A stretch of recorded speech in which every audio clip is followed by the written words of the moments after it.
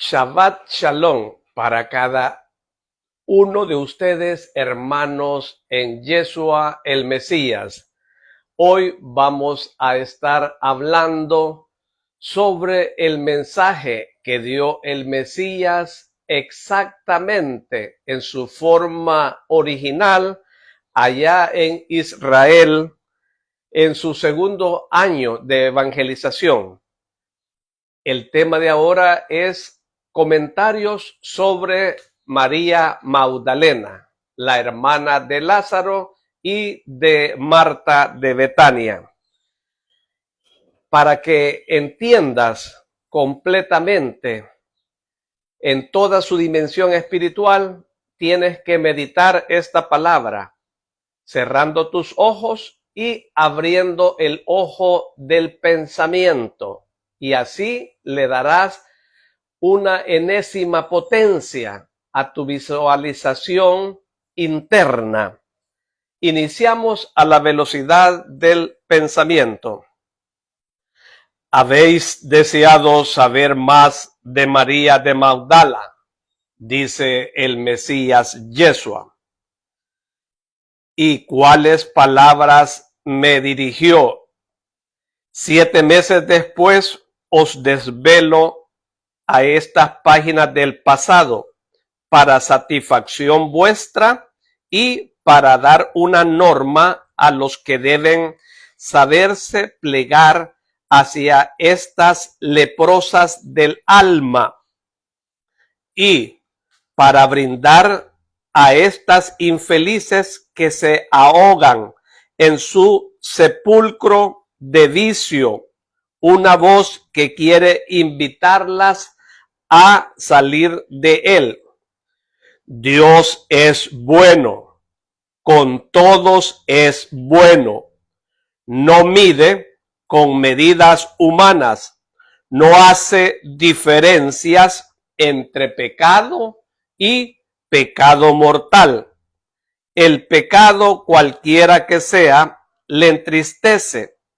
El arrepentimiento le alegra y le dispone a conceder solícito el perdón.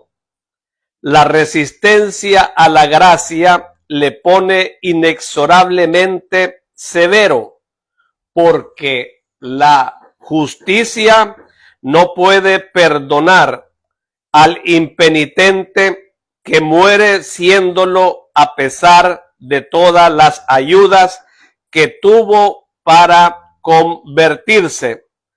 Pero causa primera de las conversiones no maduradas, sino en la mitad de los casos, al menos en 4/10, es la falta de dedicación de los que están designados para esta misión de convertir. Un malentendido y falso celo que no es sino cortina que cubre un real egoísmo y orgullo, en virtud de lo cual se quedan tranquilos en su propio refugio y no descienden al lodo para arrancar de él un corazón. Yo soy puro, digno de respeto, no voy a la porquería ni a donde se me pueda faltar el respeto. Quien se expresa en estos términos no ha leído la parte del Evangelio donde se dice que el Hijo de Dios fue a convertir a publicanos y meretrices, además de los justos que solo estaban en el ámbito de la ley antigua. ¿No piensan que el orgullo es impureza de mente y que la anticaridad es impureza del corazón? ¿Que sufrirás humillación? Yo la sufrí primero y más que tú, y era el Hijo de Dios, que tendrás que arrastrar tus vestiduras por la inmundicia, y no toqué yo acaso con mis manos esta inmundicia para ponerla en pie y decirle, anda por este nuevo camino. ¿No recordáis lo que dije a vuestros primeros predecesores? En cualquier ciudad o pueblo en que entréis, informaos acerca de quién hay merecedor de vuestra presencia y quedaos en su casa. Esto lo dije para evitar la murmuración del mundo que con demasiada facilidad ve el mal en todas las cosas. Pero añadí, cuando entréis en las casas, dije, no casa, saludadlas diciendo, paz a esta casa. Si la casa es digna de recibirla, la paz descenderá sobre ella, si no, volverá a vosotros. Esto lo dije para enseñaros que a falta de prueba segura, y completé la enseñanza diciendo, y si alguno no os recibe y no escucha vuestras palabras al salir de esas casas o ciudades, sacudid el polvo que se os haya quedado pegado a las suelas, y la fornicación para los buenos, para aquellos a quienes la bondad constantemente amada hace semejantes a un cubo de cristal liso, no es sino polvo que basta sacudirle o soplar para que vuele sin dejar lesión. Repito, escuchad bien, y si alguno no os recibe y no os escucha vuestras palabras al salir de esas casas o ciudades, sacudid el polvo que se os haya quedado pegado a la suela, y la fornicación para los buenos, para aquellos a quienes la bondad constantemente amada hace semejante a un cubo de cristal liso, no es sino polvo que basta sacudirle o soplar para que vuele sin dejar lesión. Sed verdaderamente buenos, formad un bloque único con la bondad eterna en el centro, y ningún género de corrupción podrá subir a mancharos más arriba de las suelas que apoyan en la tierra. Tan alta está el alma del bueno y del que forma por entero una cosa con Dios. El alma está en el cielo, allí no llega ni el polvo ni el fango, ni siquiera si lo lanzan con odio contra el espíritu del apóstol. Puede afectar a vuestra carne, es decir, heriros material y moralmente, persiguiéndoos porque el mal odia el bien, u ofendiéndoos. ¿Y qué? ¿No me ofendieron a mí? ¿No fui herido? Pero aquellos golpes y aquellas palabras indecentes incidieron en mi espíritu, lo turbaron, no resbalaron sin penetrar como esputo en un espejo o piedra lanzada contra la jugosa pulpa de un fruto, o penetraron solo superficialmente sin herir el germen de la semilla que estaba encerrado en el hueso. Es más, favoreciendo su germinación, porque es más fácil surgir de una masa hendida que no de una íntegra.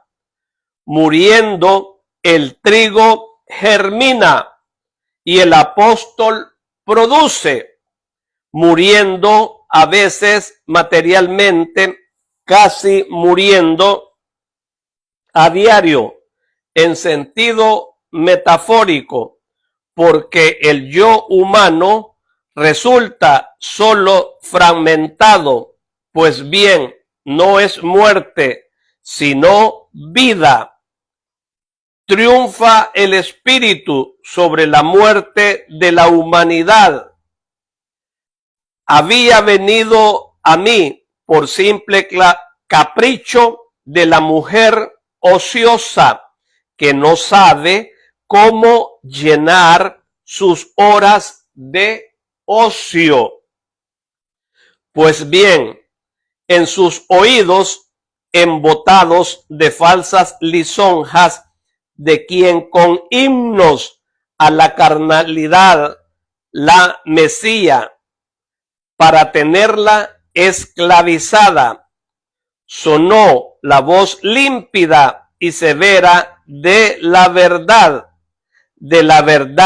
que no tiene miedo a burlas e incomprensiones, y expresa sus palabras mirando a Dios, y cual coro de campanas tocando a fiesta. Fundiéronse en la palabra las voces habituadas a cantar en el cielo, en el azul libre del aire, propagándose por valles y colinas, llanuras y lagos, para recordar las glorias y delicias del Señor. ¿Recordáis el doble festivo que en los tiempos de paz tanto alegraba el día dedicado al Señor?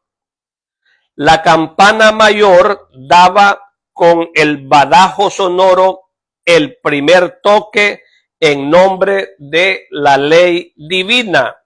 Decía: hablo en nombre de Dios, juez y rey. Y luego las campanas menores con sus arpegios, que es bueno, misericordioso y paciente, para terminar luego la campana más argentina con voz de ángel diciendo: y su caridad mueve al perdón y la compasión, para enseñaros que el perdón es más útil que el rencor y la compasión más que la implacabilidad. Venid a aquel que perdona, tened fe en él, que es compasivo. También yo, tras haber recordado la ley pisoteada por el pecado,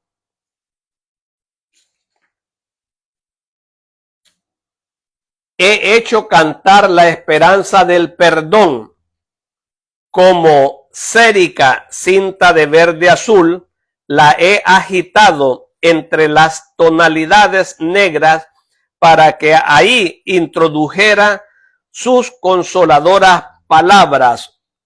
Oh, el perdón es rocío para la quemazón que siente la persona culpable.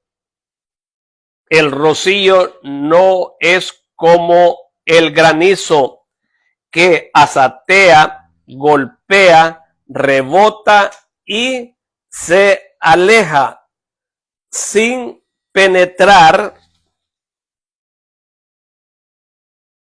y destruye la flor. El rocío desciende tan levemente que ni la más delicada flor lo siente posarse sobre sus pétalos de seda, pero luego esta bebe su frescor y se sacia.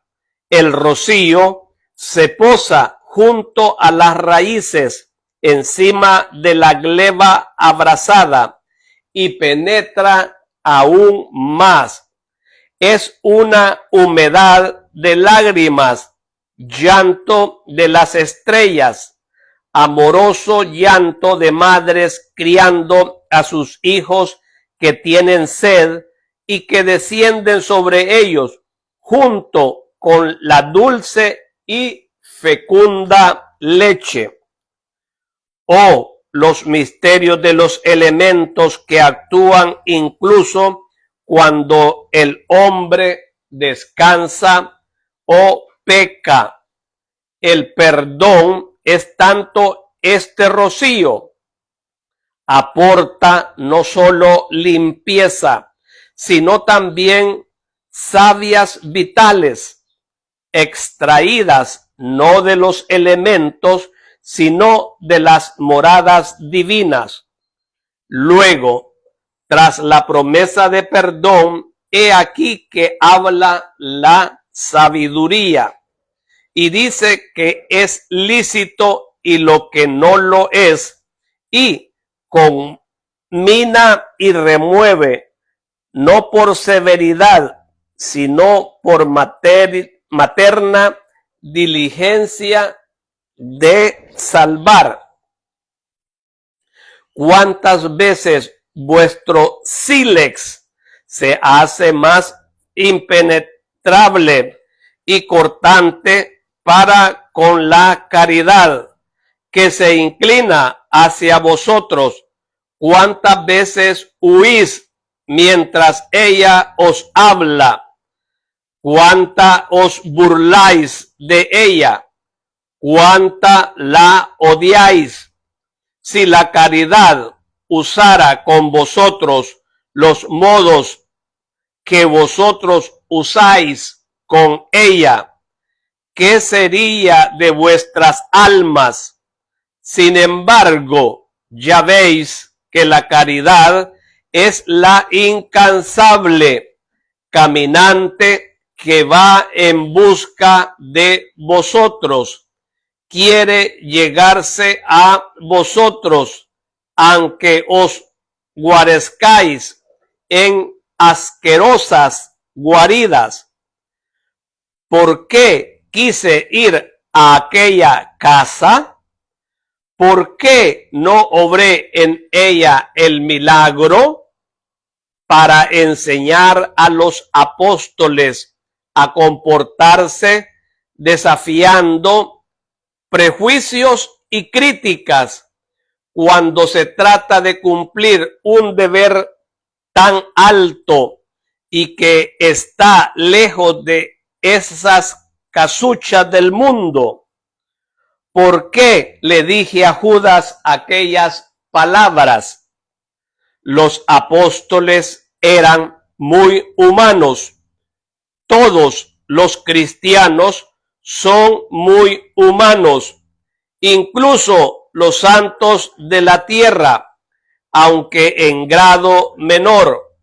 Algo de humano persiste incluso en los perfectos, mas los apóstoles no eran todavía perfectos.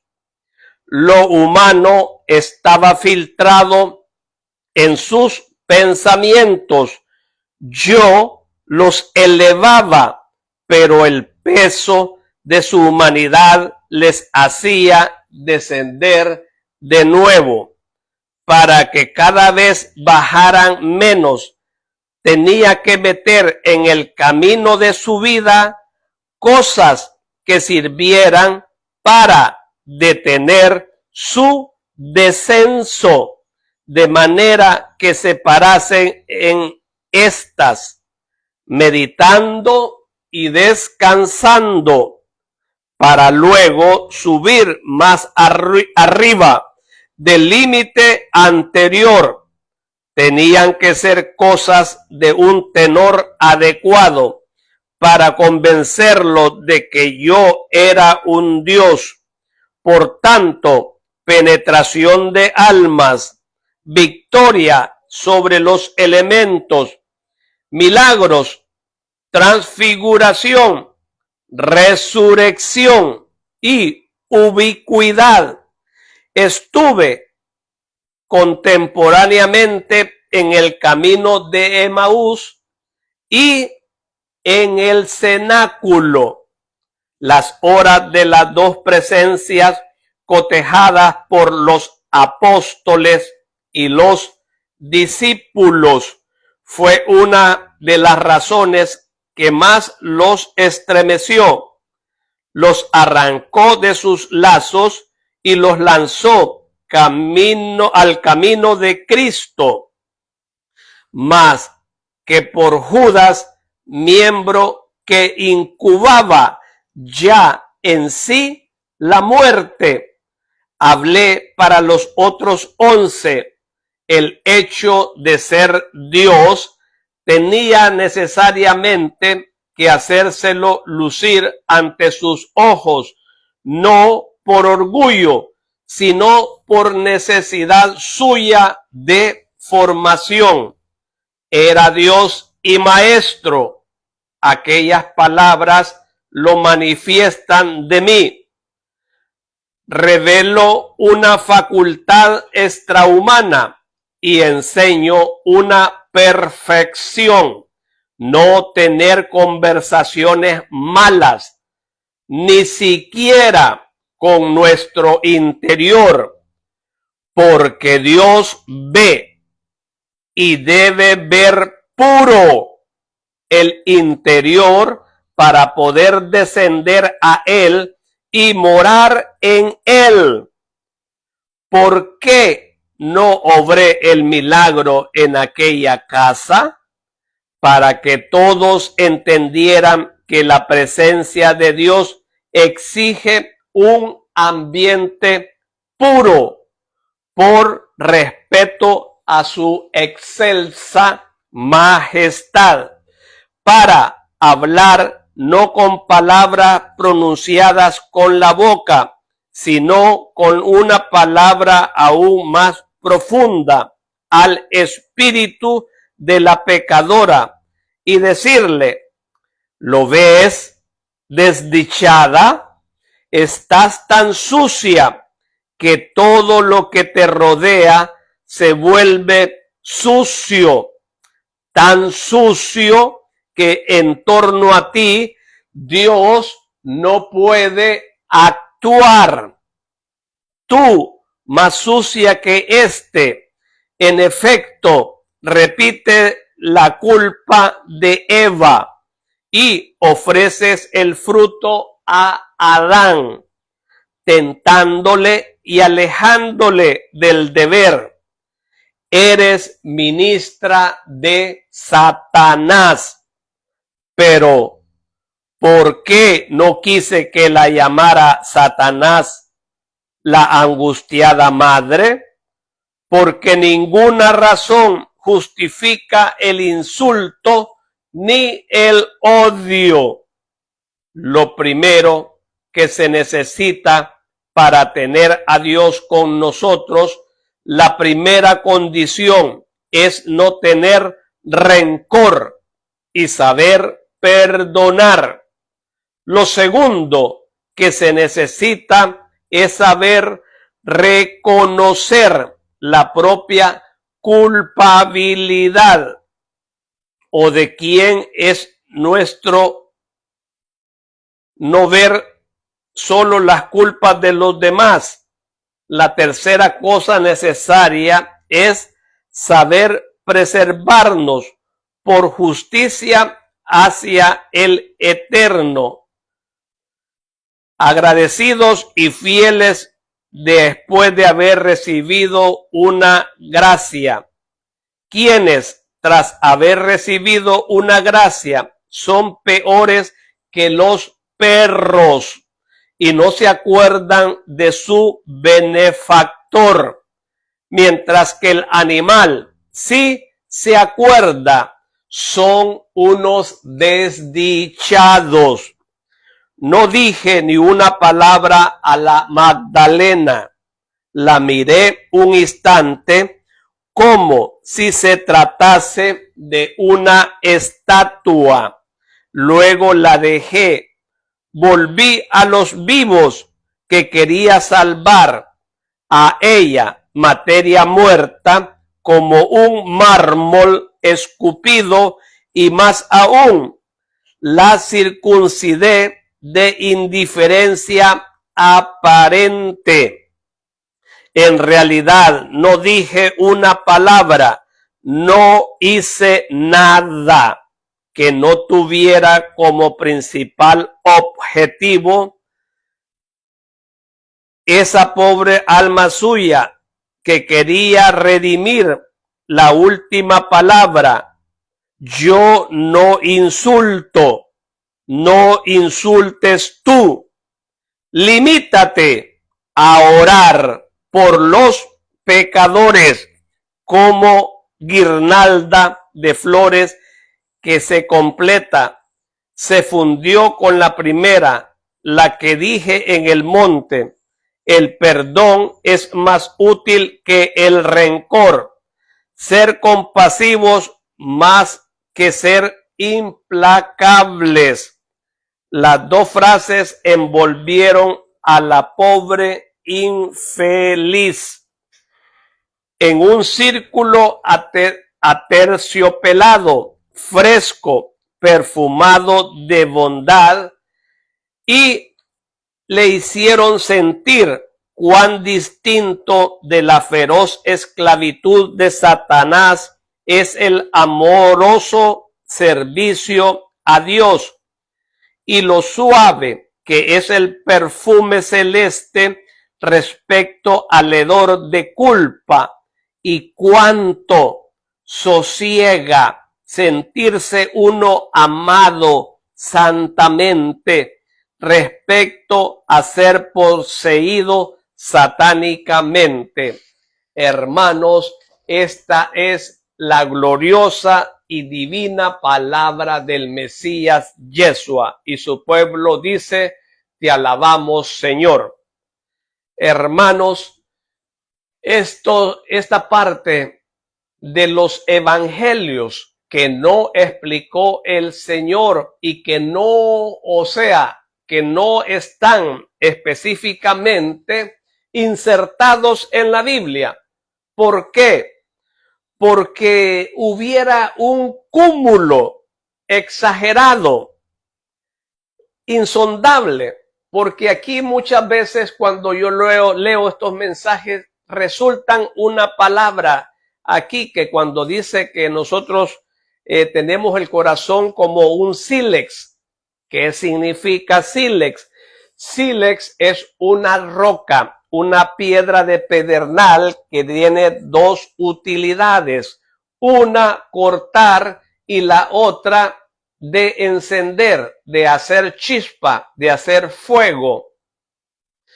Entonces, hermanos, muchos, la mayoría, casi los que no tienen un amor de Dios en su espíritu, tal vez en la mente, pero no en el corazón.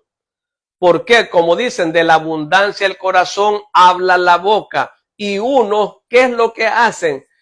Fácilmente, como niños, Esa no es palabra de Dios. Eso no es evangelio de Dios. ¿Por qué? Se les puede preguntar. Porque lo digo yo.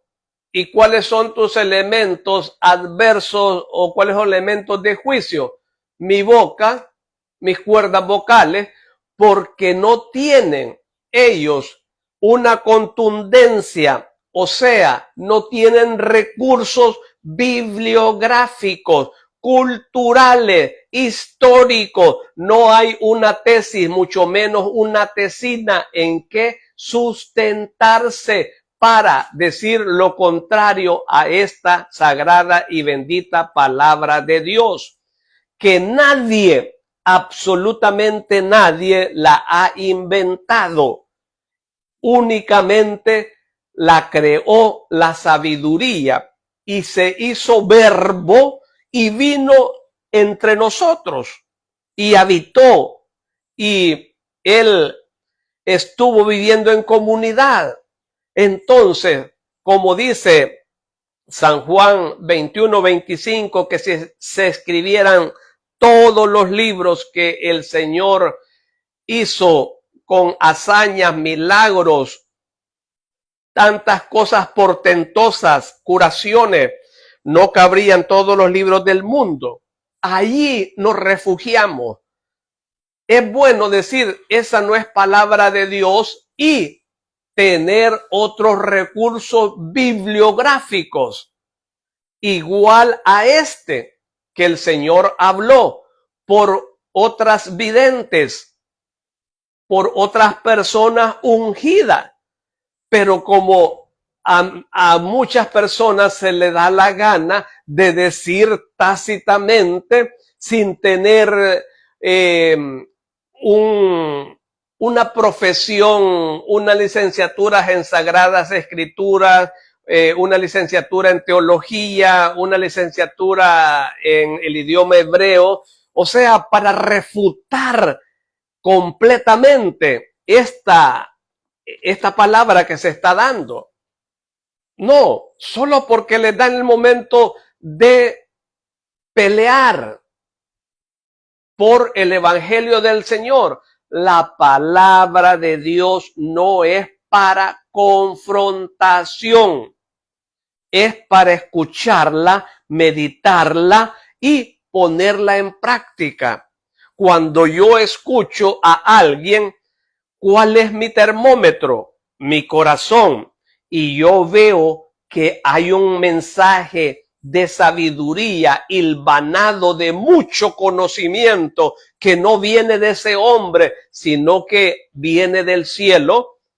Oh, qué bueno, gloria a Dios, bendito sea el Señor, porque estoy aprendiendo algo bueno.